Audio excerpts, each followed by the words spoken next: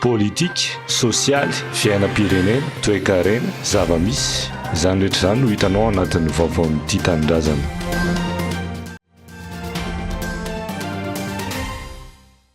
Isaka ny tapaka zany zao ny herinaratra any amin'ny tokantrano tsirairay eto Antananarivo renivohitra. Hoy ny vazivazy zari-tenin'ny ray mpianakaviana iray dia samy miteny ny rehetra any an-tsainy ihany hoe mandeha zany zao ny teleferika. Ny adikevitra be ny makasika io atao hoe fitaterana taroby na teleferika io, ary niezaka nanamporofo mihitsy ireo mpiaradia amin'ny fitondrana na ny antsoina hoe tandapa fa tsy trosa velively io. Ny fampiako teo ny fifanazavana samihafa fa ny hita miariary anefa aloha amin'izao na dia eo aza ilay izy dia mbola tsy mava ny olany toam-boivoy eto Antananarivo. Mandeha araka ny heverana azy ve ny fitanterana anatin'izany atao hoe teleferika izany. Tena vondrona mpamatsy herinaratra ivelan'ny orinasa jirama tokoa ve no mamatsy izany.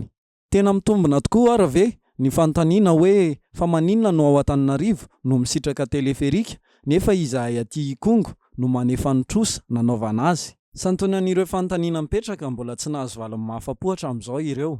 Ary ino moa omaly nampahafantarana tamin'ny ankapobeny zava-misy ankehitriny eo anivon'izany jirama izany izay tale jeneraly na farany avy any an-dafy-tany. Nampivadika do ny naheno ireo taremarika isan-karazany izany hoe ny trosan'ity orinasa ity amin'ireo mpamatsy solika sy angovo azy izay mitotaly 530 miliara ariary be izao. Orinasa rafitra na tranom-panjakana miisa firy zany no manana trosa amin'ny fanjakana na ny fitondram-panjakana malagasy dia rafitra manao ahoana na orinasa manao ahoana sy firy no any ivelany. Tsy misy afa-tsy trosa no feno mahakasika ny fitantanana ilay firenena. Tsy hita nefa izay fandrosoana misongadina mipaka isam-batan'olona fa taony isan'ny sahirana no mitombo isan'andro. Marodrefy azo andrevesana tsara izany ny karne trosa marobe eny amin'ny episeria eny.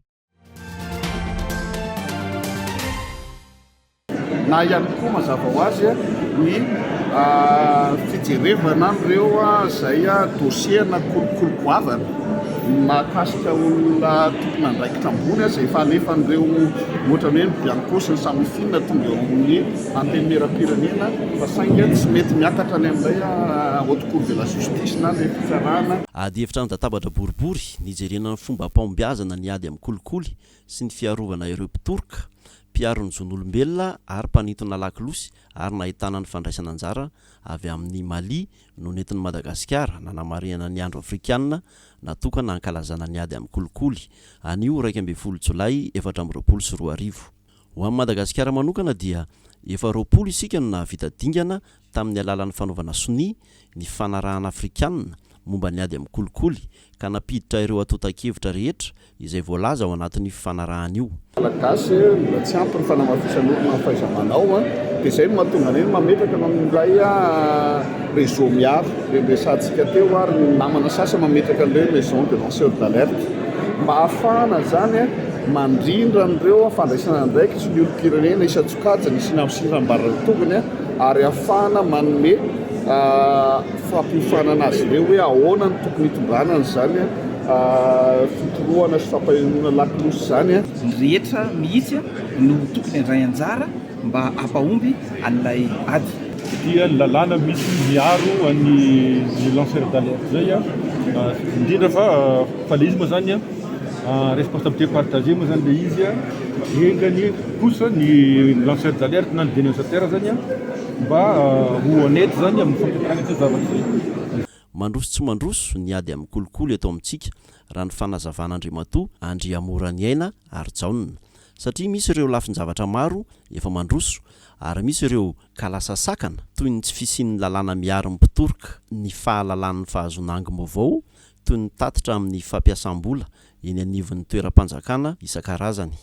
Tsy adikevitra vanty hoe ahoana ny tena anomesana fahombiazana ny hoe fiarovana ireo mpanintona lakilosy sy mpiaro ny zon'olombelona io amin'ny alalany fametrahana lalàna ahafahana tena mampandroso an'ilay izy ary amin'ny fampiasana ihany koa ny rafitra ahafahana mampiodina an'ilay lalàna sy mampiatra an'ilay lalàna satria raha misy indray ny lalàna ka rehefa aveo tsy miteraka ny rafitra sy ny fomba fiasa ahafahana mampiodina azy mazava ho azy sarotra lesy.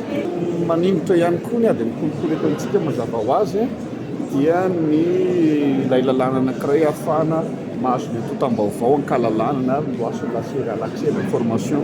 Ny fanodikotonana volam-panjakana no isantrangana kolokolo betsaka sy manahirana indrindra hoy ny filohan'ny Bianco Laza Andriandrina. Izay nanamafy fa ady lavitra ezaka izay tokony andraisan'ny rehetra anjara ny ady amin'ny kolikoly. Antenain'ireo mpisehatra amin'ny kolikoly moa ny ametrahan'ireo olom-boafidy vaovao ao anivon'ny antemera-pirenena ireo rindran-dalàna amenona ny lalàna mifeny ady amin'ny kolikoly. Lavitra ezaka ilay izy fa raha tsy manao zany tsika tsy tratran-tanjona ka eto zany zay manentana tsika rehetrarehetra samby hanana fahasahiana hitoroka voalohany indrindra ary tsy atahatra amin'izay zavatra zay. Fitaovana anankiray io ampiasaintsika tahaka ny zavatra rehetrarehetra tsy misy ny lavorary fa misy hatreto matotsika nahita ny ray vokatra izay hitantsika sy tsapantsika rentsika izay dia mipetraka ny lalàna ary ampiaritsika izy io moa tsy miankina amin'ny bromolety edina ny kolokolo na ireo rafitra mpiady amin'ny kolokolo no mametraka ny lalàna fa izy mampiatra azy. Itsika moa zao manana an'ireo olom-boafidy izay vaovao avy ao amin'ny antenimera pirenena dia andrandraina mba ametraka an'ireo ataoko hoe rijan-teny rijan-dalàna izay tokony hamenona an'izany ataoko hoe lalàna mifehiny ady amin'ny kolokolo eto Madagasikara zany. Fahampahalalana na ilay fanabeazana zavatra ilaina foana.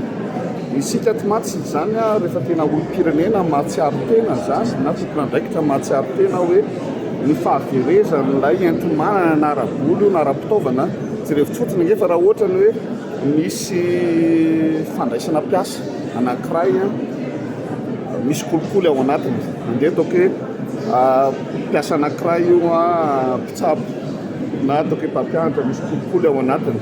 Voalohany aloha zany le karama omenan'le mpiasa dia fa karaman'ny karama volafery fa rehefa avy koa ny fanapahan-kevitra ampiasainy dia tsy andeha amin'ny zeloniny satria izy tsy manana ny fahaiza-manao dia efa misy volafery ao anatin'izay. Ny zavatra sitranjitsika any amin'ilay ao hôpitaly na any amin'ilay fampianarana ny zanakitsika koa vo na ny fianakaviantsika vo dia efa volafery ihany koa zay zany hoe mety zavatra kely le kolikoly eo amin'ny mpandraisana mpiasa fa ny vokana teraka tena fahaverezana be ho anao sy ho an'ny firenena amin'izay lafin'izay. Dia oviana indray io zany zao vao santarina indray dikan'izany gouvernement tsy mahavita azy ny fiheverako azy. Ahoana moa no androsin'ny firenena raha ny autoroute sy ny teleferika no laharam-pamehan'ny gouvernement izay tsy nangatahany vahoaka akory hoy ny filohan'ny antoko politika AMCDM Alain Ndriamseza. Io anefa tsy zay nangataka hoe amin'ny teleferika zay fa ny gouvernement no manome teleferika ataondray ilay izy tsy vitanao. Za dia mahatsapa hoe midikotonao tony tandrimotsika ozy ny fiteny amin'ny tena midikotonao tony tandrimotsika nandritra ny efa taona maro fa ny lakile any amin'ny filoham-pirenena tsy marina zany hoe tsika mbola régime semi-parlementaire zany fa ava fotsiny zany fa ny exécutif ny tokony fahefana tena miasa eto Madagasikara. Tsapanontaniana hoe le filoham-pirenena ve ny tsy mahazakazaka sa le gouvernement ny tsy maharaka.